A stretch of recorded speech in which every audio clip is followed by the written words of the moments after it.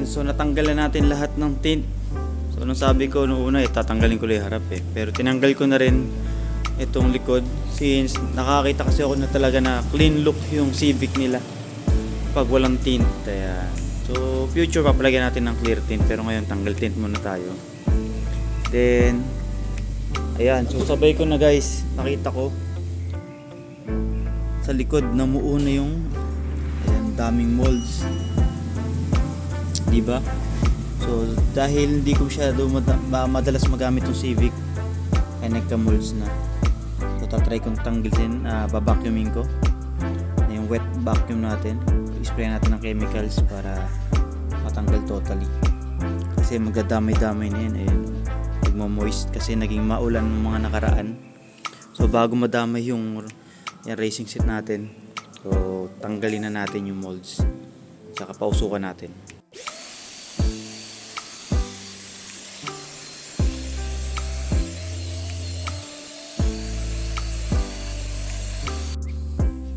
So yun guys, so tinry ko munang i-vacuum saglit. So gamit itong order ko sa Shopee, Easy Out, so stain fabric remover. So mabango siya. So in-sprayan ko ng in-sprayan ko ng mabuti. Tapos gagamitin natin syempre ng Inco natin, vacuum. Tapos meron tayong nalagay sa dulo nito. So para mahigop yung dumi. So nakita nyo guys ganong kadumi nahihigop. Ayan guys, so natapos na natin. So wala na ako napansin ng mga molds. So yun, sana hindi na bumalik yung mga molds. Hindi lang punasan yun sa gilid-gilid. So may mga basa pang part, yan kita naman. Pero the rest, yung mga molds na nakita ko or visible sa mata ko is natanggal naman. So dito lang sa may mga plastic trim, need ng punasan. Pero yung mga nasa fabric, ayan, pinagpa-vacuum ko na. Then dito kanina sa likod talaga yung malala. So basic sa camera, ayan. So medyo na less naman na. So dito sa camera, sa mata ko kasi hindi kita, pero sa camera kita dito yung pinagbukatan ng mga molds. Siguro isang pasada pa ng pag-vacuum. Pero ayun guys, to correct yung itong tela nito is Suday, ba tawag doon? Suday. Yung talagang pagkaka-vacuum niya is kung saan siya yung hagod niya. So may ganyan talagang bakat. So hindi dumi yan. Ayan, may ganyan talagang bakat. Para mala Suday, ayan, pag binaba mo. Diba? Tapos pag tinaas mo, hindi siya alikabok, hindi siya dumi. Ganyan talaga yung texture niya o tela niya. Yan, so far guys, so good. So yan, si Civic muna na ang gagalawin natin. So puro Fiesta naman. So Civic tayo. Ayan, since nag-uulan nga guys ng mga nakaraan, kaya nag-molds to Civic natin. So yan, i-anti-back natin. So sabi rito, may nabasa ako na makakatulong siyang mag-prevent ng molds. So based lang sa basa ko. So ayan, tsaka para maging fresh yung amoy ng Civic natin, so gamitin natin ito. So ito guys, in-order ko lang din sa Shopee. Ayan, atomizer pang fog machine. So tamang-tama sa mga may sasakyan dyan kung gusto nyo maging amoy malinis or pan-disinfectant ng sasakyan nyo. So order na kayo nito. So lalagay ko lang yung link sa baba.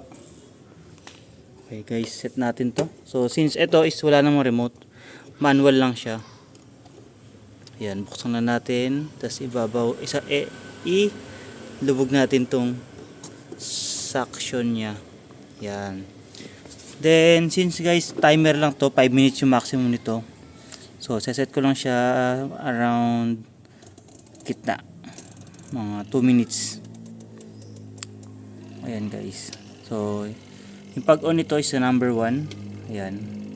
Tapos pag cleaning naman, number 2. So set ko sa number 1. Ayan. On natin. Ayan, so naka na, gitna natin ulit. So ayan guys, so nakagitna na siya, nakasaksak na rin siya, and na natin. So pag nag-green yan, so ibig sabihin yan, nag-init na yung heater niya, so magsisimula na siya.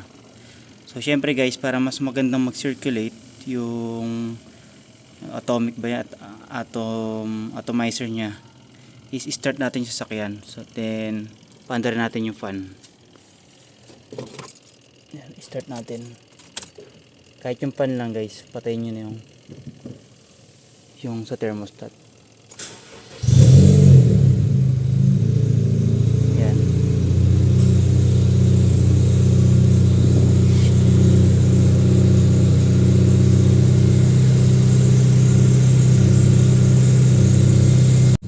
Yan guys, so nagsimula na. So video ko na lang guys.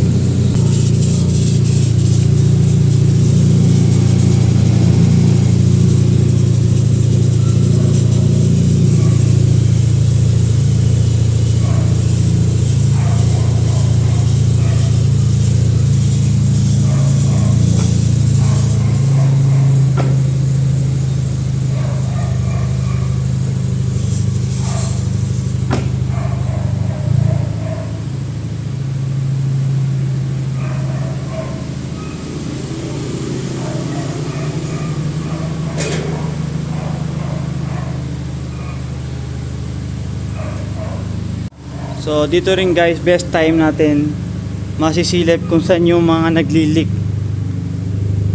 May leak na hangin from loob. So kung bakit may pumapasok na amoy. So silipin natin kung may saan lumalabas yung usok.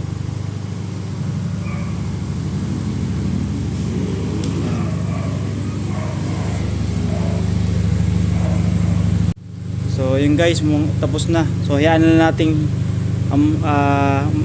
may usok sa loob, pero papatayin natin yung sasakyan.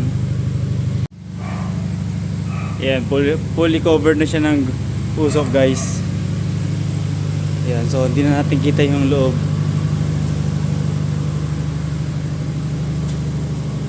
So ayan, nakikita natin kung saan lumalabas yung usok, kung may pinagalabasan ba siya rito.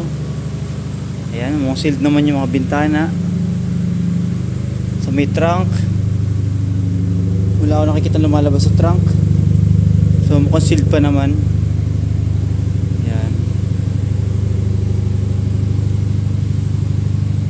So dito, ayan, meron dito lumalabas. So may vent kasi siya rito. So normal siyang may lalabas dyan.